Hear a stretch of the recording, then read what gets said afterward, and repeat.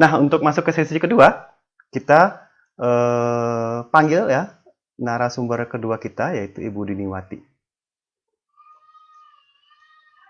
Ibu Dini? Oh ya, Ya, sudah. Ya, gimana Mas tadi? nggak lama Tadi ya Bu Dini nunggunya ya. lumayan. Ini tadi sudah lengkap sekali ya disampaikan oleh Bu Dewi ya, karena beliau juga pakarnya ya dari Save the Children gitu Save the ya. Children, betul. Iya, kebetulan saya juga Baik, dulu bareng eh, gitu di sana. oh yang ya ya. SPAB untuk anak usia Ya. dini gitu ya. Nah, sahabat luar biasa, classmate juga yang sudah dikasih untuk sesi kedua ada Ibu Diniwati dari Wijaya Suara Departemen TK ya, Pempat TK, TK dan PB Bandung.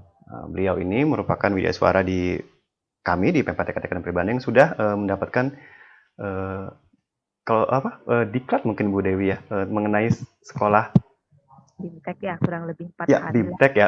Oke. Untuk itu silakan Bu Kegiatan. Dewi untuk memaparkan materinya. Dari saya aja ya, Adik. Saya share Oke, sendiri ya. boleh? Ya, ya. Oke, baik terima kasih tadi atas kesempatannya. Baik, kita mulai saja ya, Bapak dan Ibu sahabat luar biasa. Saya akan menyambung tadi yang sudah disampaikan oleh Bu Dewi ya. Ya, tidak jauh berbeda gitu ya, apa yang sudah disampaikan tadi sudah sangat menarik gitu ya. Nah ini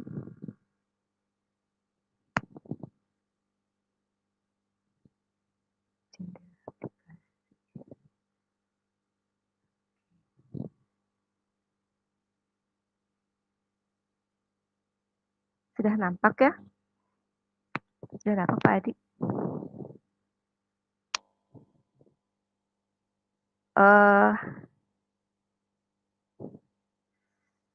Reading view atau nah ya.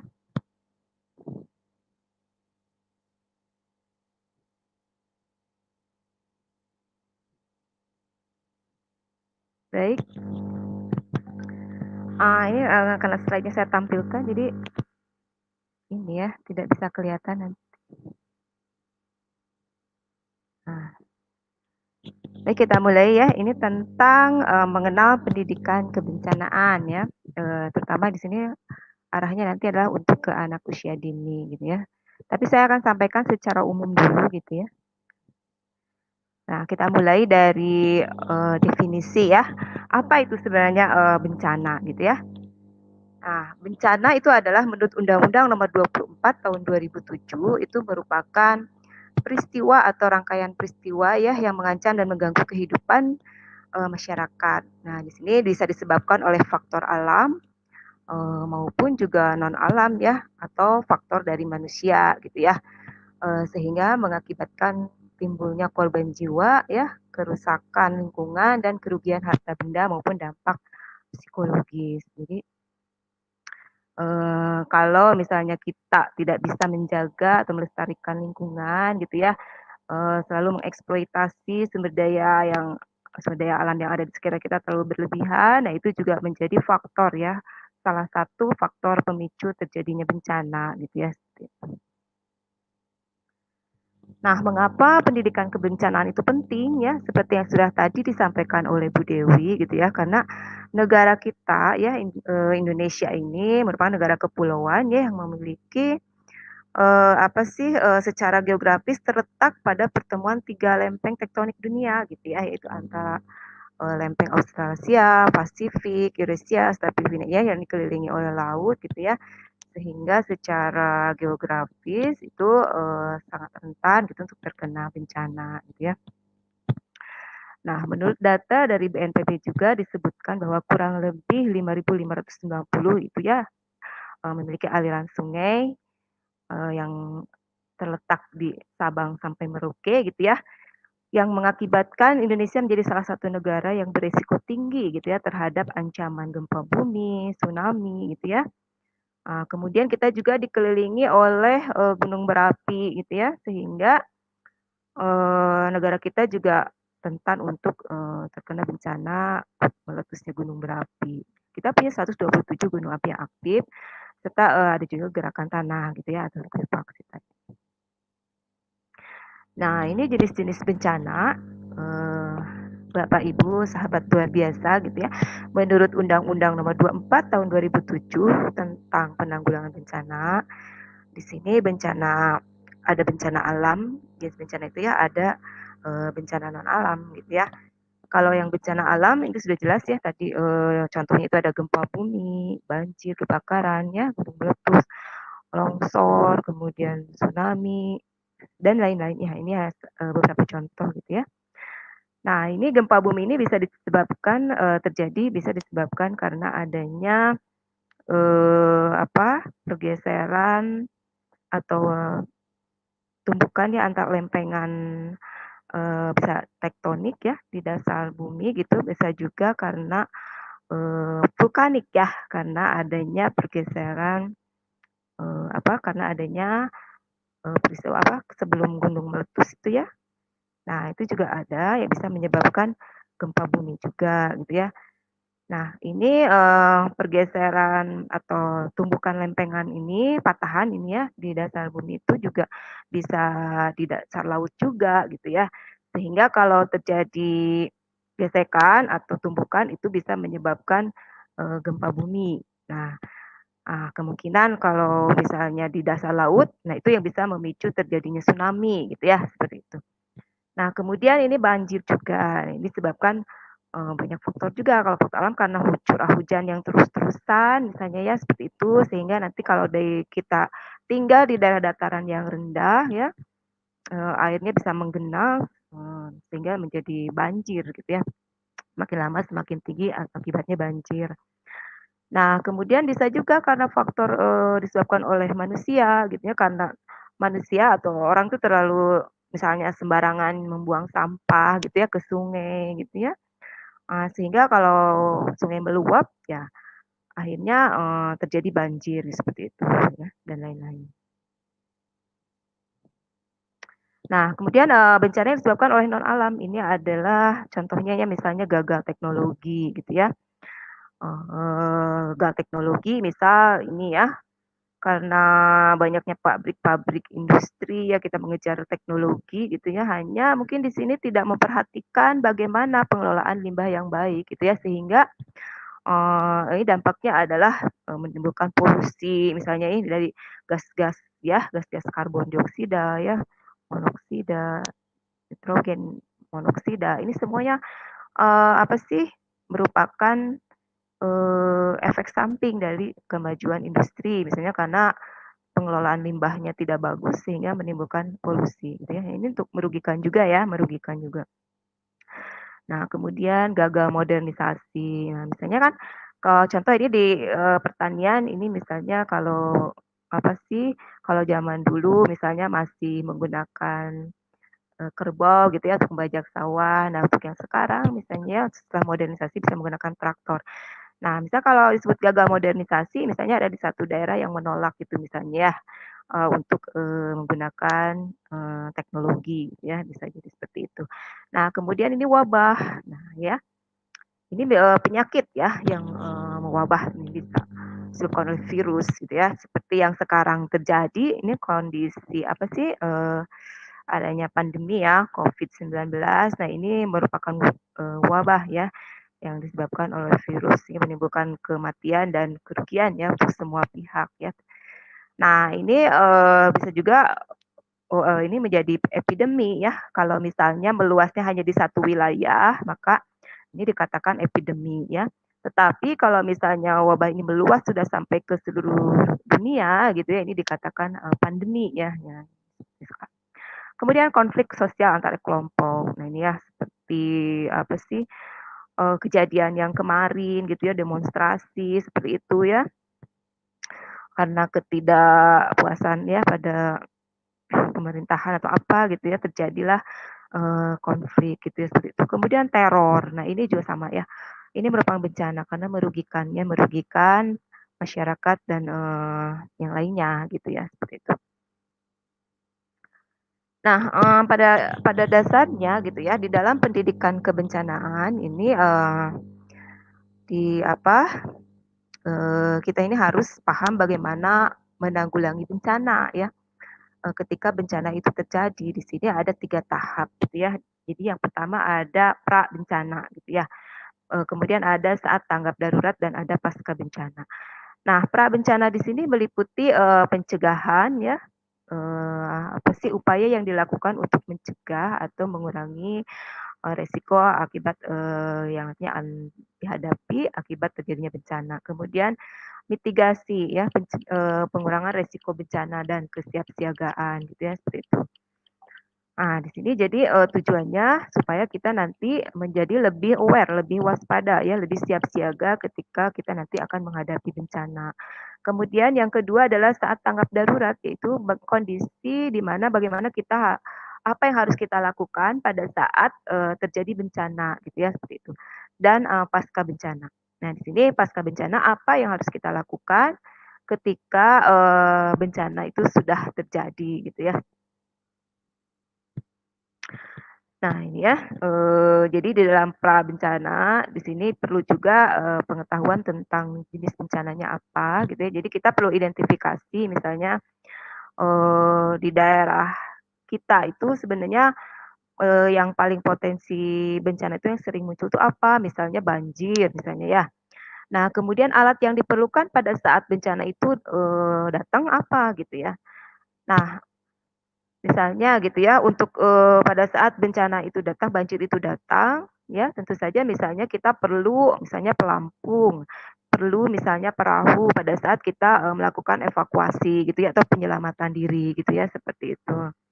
Nah kemudian apa yang dilakukan saat bencana itu datang? Nah ini ya, jadi, nanti kita akan, bahas lebih lanjut, tapi terutama di sini pada saat bencana itu datang tentu saja kita harus menyelamatkan diri gitu ya. Nah, jadi melakukan evakuasi.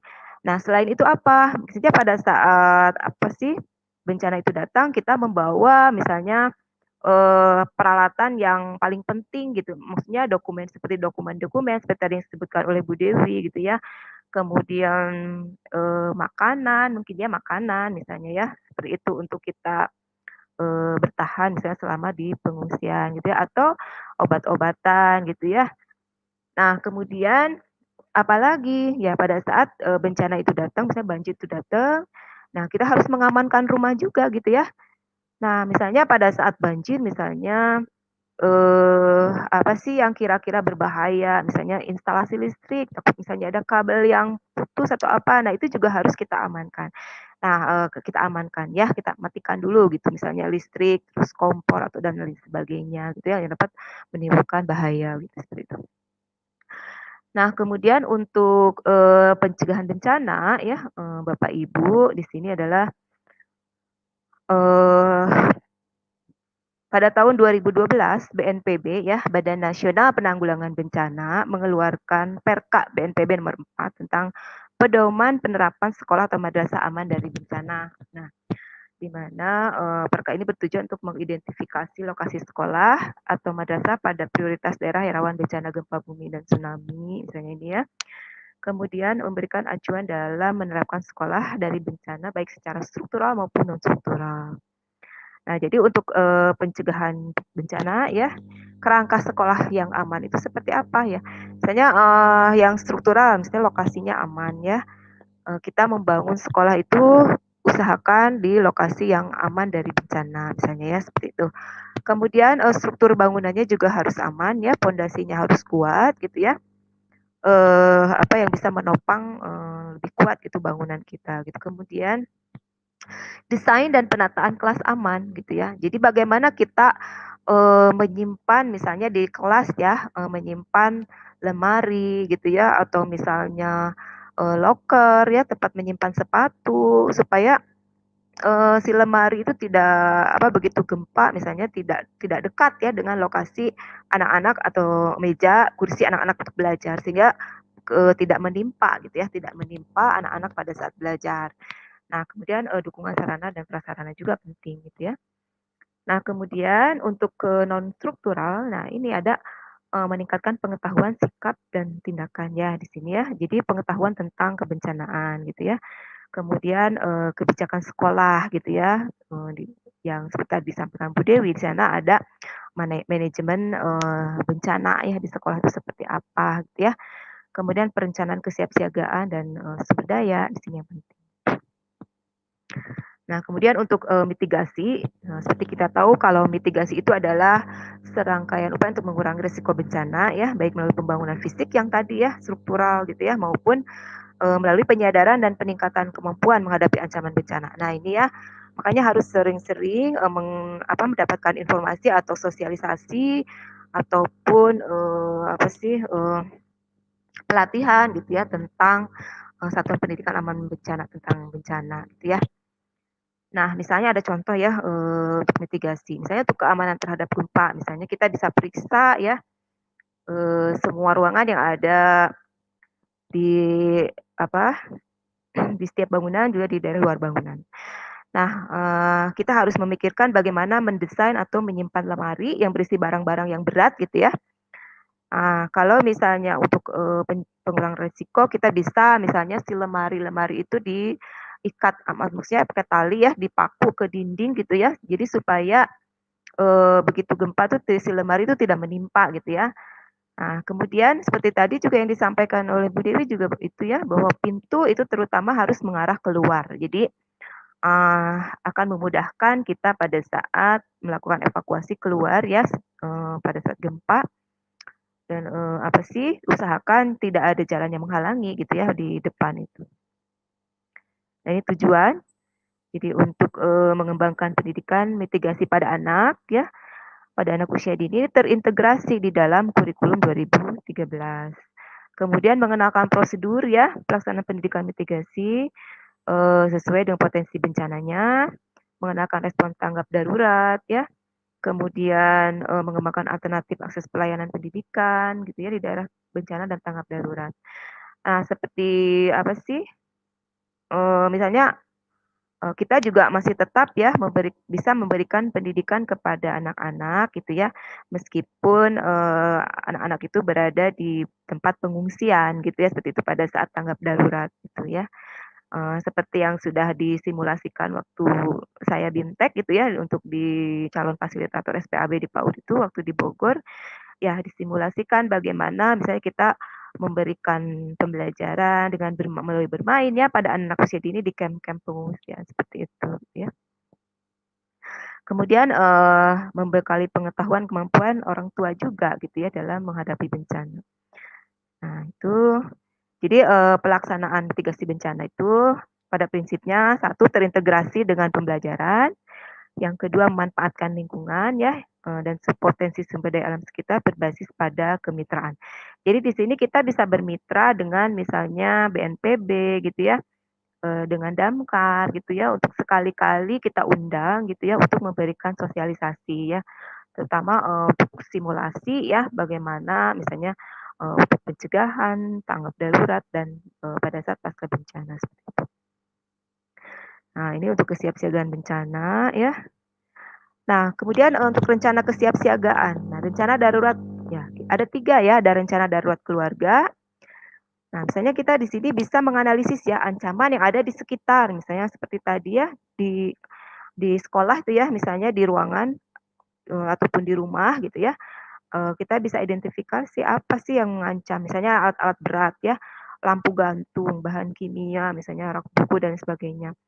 Nah, itu ya, kemudian kita harus juga identifikasi titik kumpul ya. Jadi pada saat bencana misalnya terjadi gempa, kita harus lakukan evakuasi ya, keluar dari ruangan, kemudian, punya titik kumpul yang aman gitu, maksudnya ya di daerah yang lapang, yang luas gitu ya kalau bisa gitu. Kemudian yang di sekitarnya juga, tidak ada bangunan-bangunan tinggi ataupun, lereng-lereng yang ada potensi untuk terjadi longsor gitu, seperti itu. Jadi harus harus aman juga titik kumpulnya. Nah, kalau misalnya tidak menemukan titik kumpul yang aman gitu, kita juga bisa mempertimbangkan untuk tinggal juga di ruangan, hanya pastikan kondisi di ruangan juga itu aman gitu ya, seperti itu. Kemudian punya nomor kontak penting yang bisa dihubungi, kemudian bisa tahu rute evakuasi ya, kemudian identifikasi juga lokasi untuk mematikan air, gas, dan listrik gitu ya, dan lain sebagainya. Oh ya, untuk anak identifikasi anggota keluarga yang rentan ya, misalnya anak-anak, lanjut usia, ibu hamil, dan penyandang disabilitas itu yang lebih diprioritaskan gitu ya, seperti itu. Kemudian, apalagi untuk kesiapsiagaannya, menyimpan benda-benda yang dibutuhkan gitu ya saat bencana. Misalnya air minum ya, disiapkan untuk 3 hari. Kemudian makanan ya, lampu senter, jadi kalau misalnya sewaktu-waktu gelap gitu ya. Kemudian uang, dokumen penting, dan, pakaian, jaket sepatu, dan pembersih higienis. Dan jangan lupa juga untuk selalu menyimak informasi dari media gitu ya. Jadi informasi ya dari media yang resmi, bisa disimak atau diambil dari, BNPB ya, BPBD, jadi Badan Penanggulangan Bencana Daerah, atau dari kementerian terkait. Nah, kalau saat tanggap darurat, ini, maksudnya adalah, kegiatan yang segera dilakukan pada saat kejadian gitu ya. Nah, di sini yang dilakukan adalah menyelamatkan dan mengevakuasi korban, kemudian harta benda ya, pengurusan kepengungsian, pelindungan dan pemulihan sarana dan prasarana. Nah, kemudian yang ketiga adalah, eee, mengidentifikasi jenis bencana, kerusakan yang ditimbulkan korban yang menjadi bencana. Nah, keperluan yang dibutuhkan juga apa gitu ya. Nah, sedangkan untuk pasca bencana ini ya, supaya ini lebih dititik beratkan kepada upaya memulihkan atau merehabilitasi dan membangun kembali ya, atau merekonstruksi berbagai, akibat ya yang ditimbulkan setelah terjadi bencana. Nah ini ya, kemudian upaya pemulihan juga, tidak hanya kepada bangunan, tetapi juga, korban bencana ya, baik fisiknya, mentalnya ya, emosi, sosial, dan lingkungan. Nah ini ya, terutama anak-anak yang, yang menjadi korban itu ya, biasanya, menjadi sedih atau trauma gitu ya, dan itu perlu penanganan gitu ya, seperti itu. Nah, bagaimana sih pendidikan siaga bencana? Nah, di sini ya, jadi, bisa dengan mengikuti pelatihan ya atau pembekalan tentang penanggulangan bencana dan pengurangan risiko bencana, kemudian, mengenali risiko bencana di sekitar lokasi sekolah. Nah, kemudian, nah ini ya, untuk mengenali risiko bencana itu bisa didapatkan dari informasi-informasi dari media yang resmi tadi ya, bisa dari BNPB, dari BPBD, atau bisa juga dari website ya, dari, yang dikeluarkan dari BNPB itu ada, Inaris ya, inaris.bnpb. Apa gitu ya, ada itu ya. Nah, kemudian, merencanakan integrasi kurikulum ya. Nah, jadi untuk, materi-materi tentang kebencanaan itu bisa diintegrasikan ya, terutama tentang pengurangan risiko bencananya gitu ya, tentang kesiapsiagaannya, itu ke dalam materi atau muatan pembelajaran. Nah, di sini ya, jadi, diintegrasikan ke dalam kurikulum, terutama ke dalam materinya gitu ya. Nah, setelah itu baru dibuat, prosennya, kemudian RPPM-nya dan RPPH-nya gitu ya. Nah, ini juga udah disimulasikan waktu itu ya di Bogor gitu ya, seperti itu. Nah, jadi buat RPPH-nya yang sudah, memuat atau disisipkan materi tentang kebencanaan. Nah, kemudian memadukan pendidikan kesiapsiagaan bencana ke dalam kebijakan sekolah. Nah, pendidikan kebencanaan ya, kita lihat misalnya pada bencana gempa bumi gitu ya. Nah, apa saja sih yang perlu diajarkan atau diberikan ya kepada anak? Nah, pada saat prabencana, menyiapkan rencana untuk menyelamatkan diri atau evakuasi ya. Kemudian melakukan latihan atau simulasi ya, bagaimana menghadapi saat terjadi gempa bumi. Ya, misalnya di kelas, kalau kita lagi di kelas ya, anak-anak kita latih atau kita ajarkan bagaimana melindungi kepala kita, misalnya, berlindung di bawah meja yang kuat gitu ya, seperti itu. Nah, kemudian, ketika setelah, bencana itu reda gitu ya, eee, sebelum terjadi gempa susulan, misalnya ya pada saat gempa, nah anak-anak, mengikuti jalur evakuasi ya, ada panah-panah untuk, menuju ke titik kumpul dengan sambil melindungi kepala gitu ya. Nah, melindungi kepala itu bisa dengan menggunakan tas ya, bantal atau helm gitu ya, seperti itu. Jadi untuk, mencegah eee, langsung menimpa kepala gitu ya, seperti itu. Nah, kemudian membangun konstruksi rumah dengan pondasi yang kuat. Nah, bisa kalau di sekolah berarti membangun konstruksi kelasnya ya, berarti konstruksi kelasnya ya bangunannya harus kuat juga. menyiapkan alat pemadam kebakaran gitu ya, kalau sewaktu-waktu takutnya ada, api yang terpicu pada saat gempa gitu ya. Nah, kemudian obat-obatan dan lain-lain. Nah, kemudian, bagian yang lain misalnya lemari buku dan lainnya itu dikencangkan, misalnya dipaku ke dinding gitu, seperti itu. Nah, ini saat bencana berlindung di bawah meja gitu ya, dan lain sebagainya. Nah, kalau misalnya ada potensi tsunami gitu, segeralah berlari ke tempat yang, tebing tinggi gitu ya, segera berlari. Nah, pada saat pasca bencana apa yang harus dilakukan? Jadi setelah terjadi gempa bumi, tetap waspada terhadap gempa bumi susulan ya. Dan ketika berada di dalam bangunan, evakuasi diri Anda gitu ya. Jadi ikuti panah-panah untuk menuju ke titik kumpul gitu ya. Nah, seperti itu. Nah, ini banjir sama ya. Saat bencana banjir, apa yang harus diwaspadai? Nah, ini ya, waspada terhadap arus yang ada di bawah. Saluran air, kubangan itu yang tidak terlihat ya. Kadang kita bisa terjerumus masuk dan terbawa arus gitu ya, seperti itu. Nah, kemudian kita juga harus tahu resiko apakah bisa sewaktu-waktu muncul banjir bandang gitu ya. Kalau itu kan suka datang tiba-tiba gitu ya.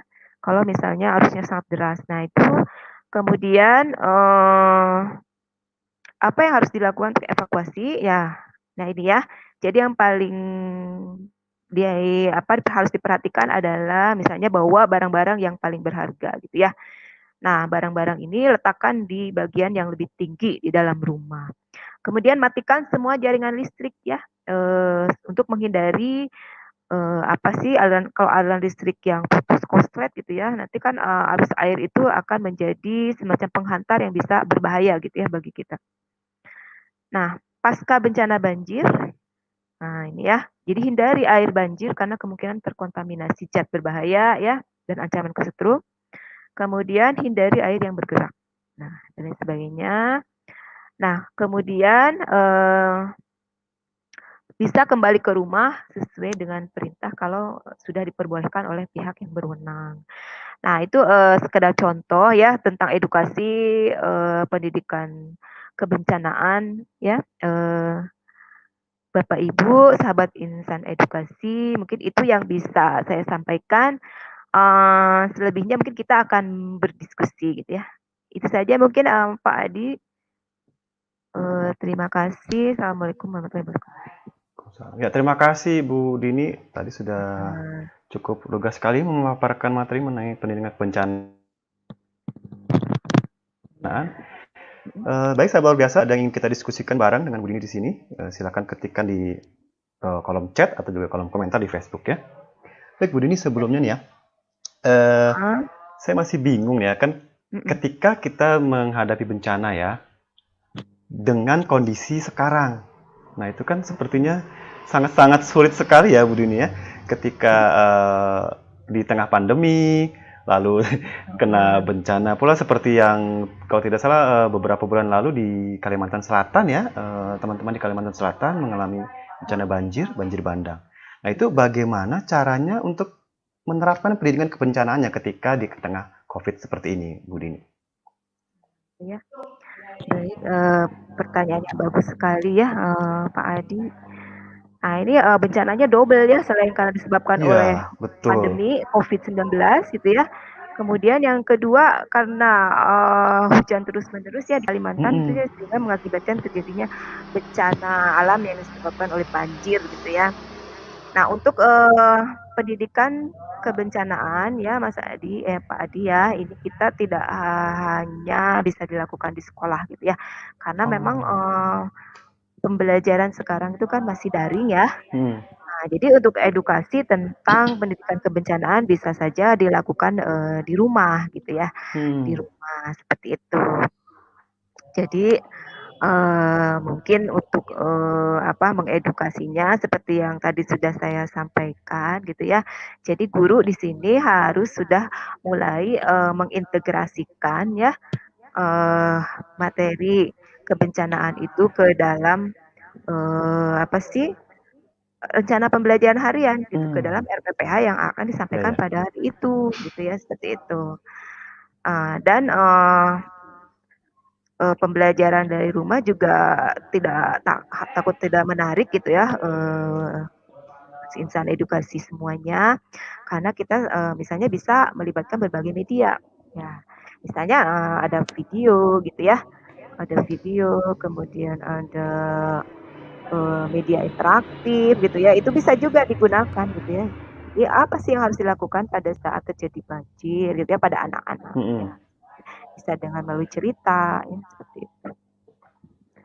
Baik, Nah, gitu. Bu Dini, terima kasih nih Heeh. sudah Iya. sedikit menjawab Sama-sama. unek-unek saya dari tadi. Karena kasihan juga ya Bu Dini ya ketika sudah corona terus terkena banjir juga ya. Lalu bagaimana gitu mengatasinya gitu ya. Nah, mungkin Iya. ada sedikit lagi nih pertanyaan yang juga mungkin ingin saya tanyakan juga. Untuk di PAUD ya mungkin Bu Dini karena Bu Dini juga WITK, mungkin pendidikan kebencanaan itu sebaiknya seperti apa? Apakah dengan simulasi kah yang seperti kita tahu atau juga apa mungkin ada metode-metode lain yang mungkin lebih efektif? Silakan Bu Dini. Iya. Baik, terima kasih Pak Adi ya.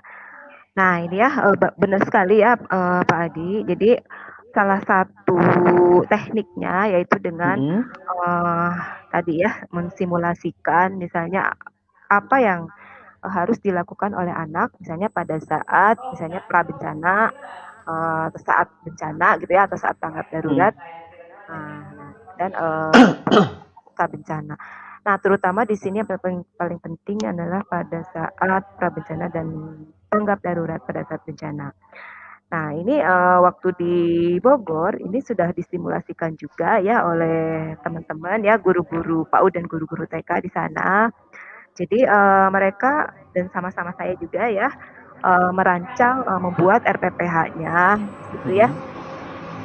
Kemudian, misalnya temanya apa, kita harus analisis dulu memang KD-nya ya, analisis dulu KD-nya, kemudian kompetensi dasar ya. Kemudian disandingkan dengan STPPA gitu ya, STPPA. Nah, baru kita bisa tentuin tema gitu ya. Nah, karena kemungkinan tidak semua tema bisa masuk ya gitu ya. Nah, untuk materi tentang bencana ini bisa juga, dimasukkan ke dalam setiap aspek. Nah, di sini kalau misalnya tadi itu ya, tentang simulasi bisa ya. Jadi kita bisa sisipkan pada saat misalnya mengajarkan tentang, sebab akibat gitu ya. Nah, kalau misalnya itu sih gempa itu terjadi karena apa? Misalnya karena eksploitasi sumber daya yang berlebihan bisa gitu ya. Nah, itu, di sana pada saat mengajarkan gejala alam gitu ya. Nah, itu bisa di sana, apa sih, disisipkan bagaimana disimulasikan apa yang harus dilakukan ketika terjadi gempa. Nah, kebetulan waktu itu sudah disimulasikan sama saya dan guru-guru gitu ya di sana waktu di Bogor itu, seperti itu. Dan juga, bagaimana menangani anak-anak yang disabilitas gitu ya, itu yang harus diprioritaskan gitu ya. Karena kalau sekolahnya apa sih, sekolahnya inklusif gitu ya, tidak tidak menutup kemungkinan di kelasnya itu juga ada anak-anak yang berkebutuhan khusus khusus gitu ya, ya. Jadi itu yang harus, diperhatikan. Jadi harus kita tolong juga, dibantu gitu ya. Ya kayak anak tunanetra misalnya, tangannya dipegang ke pundak kita gitu sambil mengikuti, jalur evakuasi untuk keluar gitu ya. Atau misalnya kita bantu juga misalnya untuk, berlindung di bawah meja seperti itu gitu ya, seperti itu. Karena, apa sih, ya, karena mereka juga harus diperhatikan ya, diprioritaskan gitu, seperti itu. Nah, itu sudah mulai gitu ya, disimulasikan lewat nyanyian juga gitu ya. Iya. Lewat nyanyian juga gitu, tentang bencana. Misalnya kalau ada gempa ingat BBMK, kalau ada gempa lindungi kepala gitu ya. Jangan mendorong, jangan berisik. Nah, banyak pokoknya lagu pokoknya itu harus dibuat gitu ya sama guru-guru gitu, seperti itu. Agar anak PAUD bisa lebih mudah menerima Iya lebih mudah informasinya mengingat ya. gitu ya, Ya, seperti betul. itu. Oke, Bu Dini. Kemudian Ya. Ini kalau guru-guru mau lebih dalam nih menggali tentang pendidikan kebencanaan ini nih. caranya gimana nih? Siapa tahu PMPTK mau ngadain lagi nih diklatnya. Kasih bocoran dong Bu Dini. Kira-kira mau ada diklatnya lagi nggak nih Bu Dini? Boleh. Sebenarnya saya sudah mengusulkan ya untuk yang sekarang Pak Adi udah buat tornya juga gitu. Cuma nanti ya tergantung Ah, kebijakan lembaga gitu iya, atau ada yang gelombang berikutnya. Kalau tahun kemarin kan kita iya. sudah mengadakan. Nah, di sana juga menarik. Jadi pengintegrasiannya Mm-mm. seperti apa, kemudian pengelolaan kelas seperti apa ya. Denahnya juga ini penting karena apa sih jangan sampai misalnya lemari gitu ya dekat dengan tempat Oh iya belajar ya. anak, kemudian loker Posisi-posisi ya, dari itu ya, posisi-posisi benda-benda tempat ya. penyimpanan Mm. sepatu itu jangan sampai dekat dengan pintu. Jadi nanti orang orang berdesakan susah gitu ya untuk menghambat pada saat kita ingin menyelamatkan diri gitu. Nah, terutama kalau misalnya si lokasi sekolah itu mau nggak mau deket yang wilayah longsor gitu ya, karena nggak ada lagi lokasi lain. Nah, apa yang harus dilakukan gitu ya? Nah, misalnya apa sih buat tanggul atau benteng gitu ya untuk menghalangi eh, apa sih supaya kalau terjadi longsor itu tidak langsung menimpa kelas, ruangan kelas. Nah, itu juga harus diperhatikan gitu seperti itu. Terus posisi toilet gitu ya. Mm-mm. Posisi toilet juga jangan dekat dengan wilayah yang longsor tadi. Jangan-jangan kalau misalnya anak lagi di toilet begitu ada longsor ketiban Longsor kan tidak bisa, ya, jangan uh, sampai ya. seperti Hmm. itu gitu ya. Nah, itu sudah Ya itu sudah dilakukan. banyak yang mengapresiasi itu tentang lagunya tadi Bu Dini.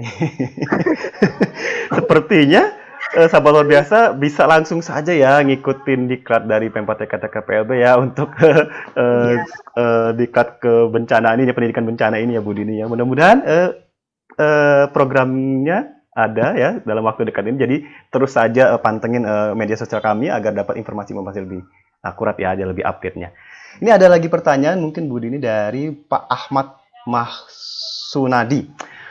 Pendidikan di Indonesia masih sangat kurang dalam memberikan pendidikan tanggap bencana dan di dalam kurikulum pun belum ada. Nah, langkah apa yang harus dilakukan sekolah? nah itu baik pertanyaan yang bagus sekali. Tadi sebenarnya udah disinggung sama Bu Dewi ya. Jadi Oke. apa sih untuk sekolah yang aman dari bencana itu ada 3 pilar ya. Jadi fasilitas sekolah aman, manajemen bencana, dan yang ketiga adalah pendidikan pencegahan dan pengurangan risiko bencana. Itu ada 3 modul, itu banyak isinya harus dipelajari itu. Itu ya. Kalau misalnya Bapak dan Ibu mau nanti saya bisa share gitu ya modulnya. Itu saya dapat dari kementerian di GTKA-nya dulu waktu ikut itu masih umum di jenjang apa dasar dan menengah, belum yang PAUD. Nah, waktu yang PAUD itu saya dapat waktu dengan Save the Children gitu. Oh. Uh-uh. Nah, itu kalau itu Bapak ya bisa dimulai dari apa sih membentuk tim siaga tadi. Langkah-langkahnya Oh itu ya, ada di seperti tadi modul ya. itu. Jadi tim siaga bencana tadi lah. Jadi ada timnya khusus. Jadi apa sih dari komite, perwakilan dari komite, dari kepala sekolah, guru dan murid, warga sekolah itu semuanya harus mendukung apa yang diprogramkan terkait dengan kebencanaan. Nah, termasuk di sana juga kita harus memperhitungkan sarana dan prasarana yang mendukung ya. Kalau misalnya kita mau komit mau melaksanakan sekolah yang aman bencana, tentu saja harus kita harus punya gitu ya. Maksudnya jalur evakuasi gitu ya di sekolah itu harus mulai diterapkan ada gitu ya. Kemudian titik kumpul di mana gitu ya seperti itu. Kemudian punya akses-akses misalnya tempat untuk menyimpan apa sih untuk memadamkan kebakaran itu kan ya. Nah itu juga harus punya gitu ya seperti itu dan lain-lain. Nah itu berarti termasuk mulai dari bangunan juga itu yang paling penting. Jadi harus mulai misalnya pondasinya itu harus yang kuat gitu seperti itu untuk menghindari kalau misalnya langsung ambruk gitu ya kalau terjadi gempa. Dan sebelumnya juga kita harus bisa menganalisa dulu ya sekolah kita ini berada di jalur apa ya Bu Dini ya. Seperti tadi Ah, disampaikan Bu Dewi, sekolah kita ini ada di rawan bencana apa sih sebetulnya ah. beberapa tahun terakhir atau juga pernah terjadi apa gitu ya sehingga kita bisa mengambil langkah-langkah yang tepat ya untuk mengantisipasinya. Kalau tidak salah dulu waktu di Jakarta itu saya dikasih tahu ada aplikasinya ya bisa diinstal di Android gitu tapi saya lupa. Nah itu kalau kita install aplikasinya kalau kita buka itu bisa tahu kita di Ya, daerah lokasi apa gitu. Bencana, nah, banjir atau apa ya. gitu. Heeh. Jadi teman-teman ya, sahabat luar biasa, langsung saja nih, siapa tahu ya Budi ini nanti buka diklatnya. Jadi siap-siap dilihat ya, diperhatikan terus nih media sosial kami agar siapa tahu ada pengumuman, oh tiba-tiba buka diklat tentang pendidikan kebencanaan, langsung saya daftar ya untuk lebih paham lagi mengenai apa yang disampaikan tadi oleh Budi ini. Nah ini ada lagi pertanyaan ya dari Ibu Melani Caniago. Izin bertanya Bu Dini, pasca bencana kabut asap, nah bencana kabut asap ini memang sepertinya sudah tahunan ya di Indonesia ya, terutama di daerah Kalimantan dan juga Riau kalau tidak salah ya. Karena kebakaran ya, karena Iya, sering kebakaran terjadi hutan ya, kebakaran. itu cara pemulihannya dan pendekatan apa nih yang paling tepat bagi siswa SLB? Itu ya lumayan pertanyaannya sangat sulit. Kalau itu ya tentunya apa sumber kebakarannya itu dulu yang harus ditangani ya. Oh iya. Gitu ya. Jadi kalau misalnya kemarau nih, terutama kemarau yang panjang tuh di Kalimantan sering sekali terjadi kebakaran ya. Kemudian terjadi kabut, asap. Nah itu ya. Jadi untuk keluar pun kita tentu saja harus tidak terlepas dari masker ya. Masker Iya, betul. kemudian apa sih oksigen juga harus ada ya untuk apa sih kalau sewaktu kita kesulitan untuk bernafas apa susah menghirup udara yang bersih gitu ya karena terpolusi atau terkontaminasi oleh asap kabut asap itu. Nah jadi solusinya mungkin satu ya apa sih kalau misalnya tidak dengan hujan buatan ya apa sih yang bisa menyebabkan terjadinya kebakaran yang Kebakaran hutan ya.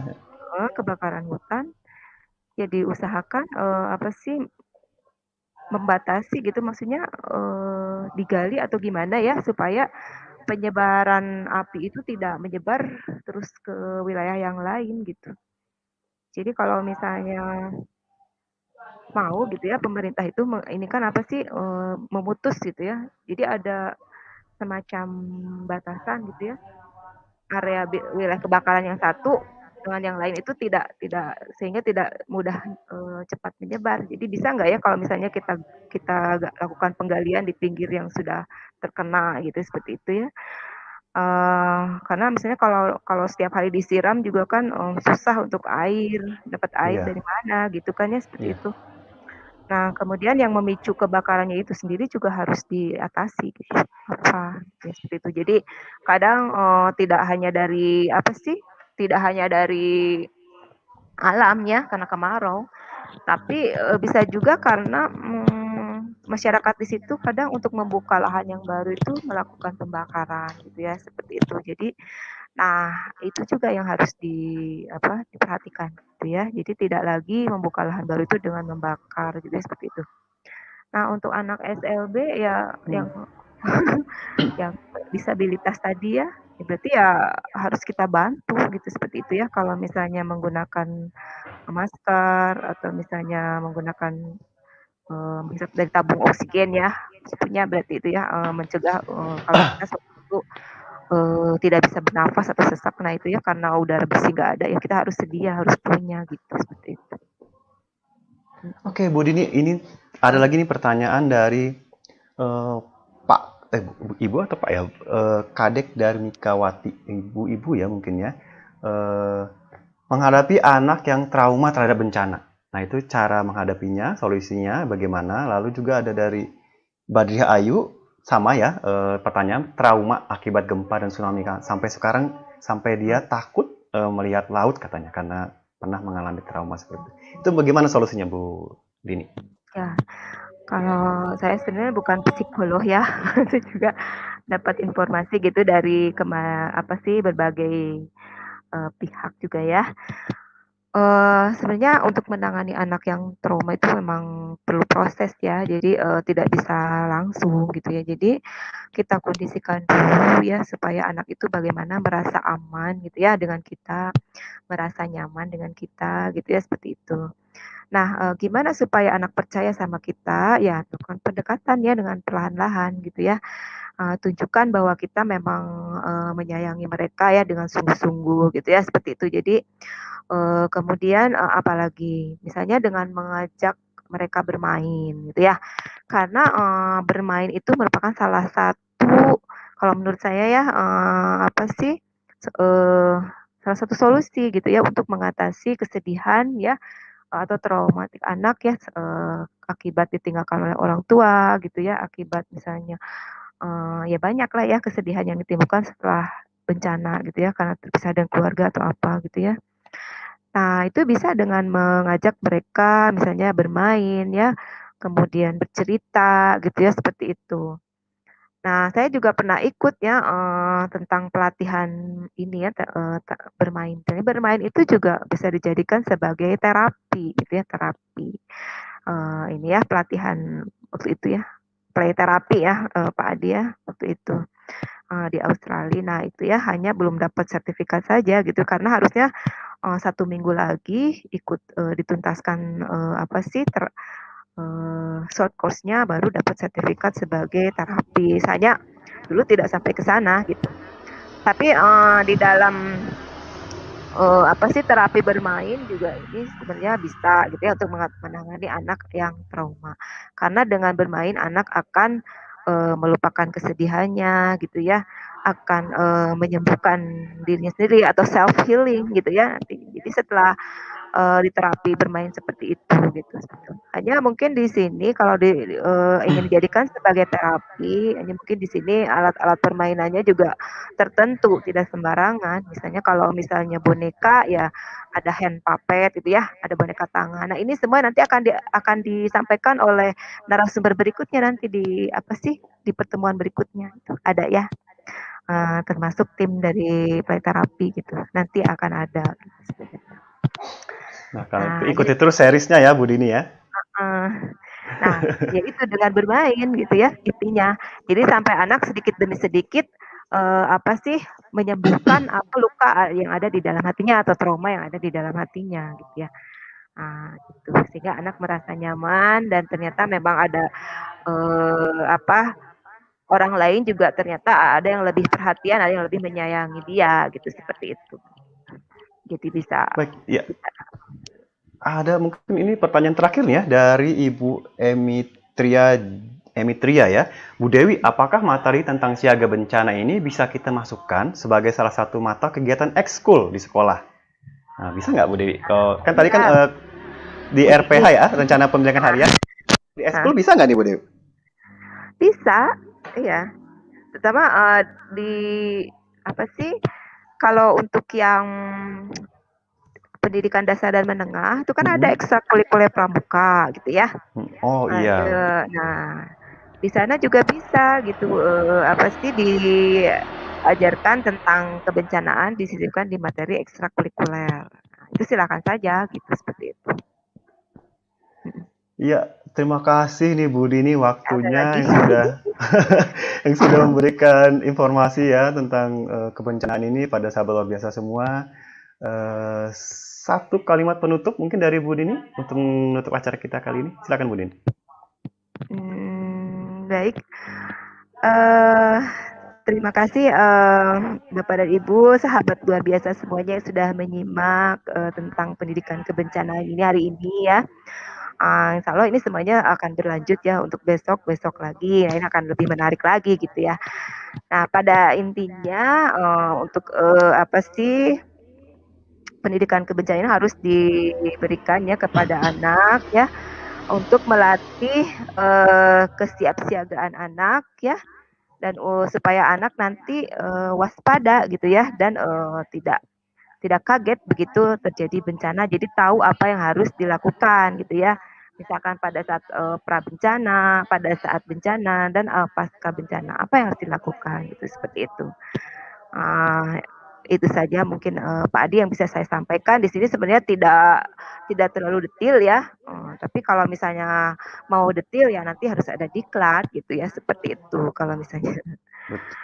Nah, intinya ya diintegrasikanlah, materi kebencanaan ini di dalam, pembelajaran sehari-hari gitu ya. Hanya, Pembelajaran. tergantung Iya. pembelajarannya, temanya gitu ya kan tidak semua tema bisa diintegrasikan gitu, seperti itu. Jadi untuk melatih Iya. anak aja seperti itu. Iya. Iya, terima kasih banyak ya Bu Dini. Semoga nanti kita bisa bertemu di diklatnya ya dengan bersama-sama luar biasa.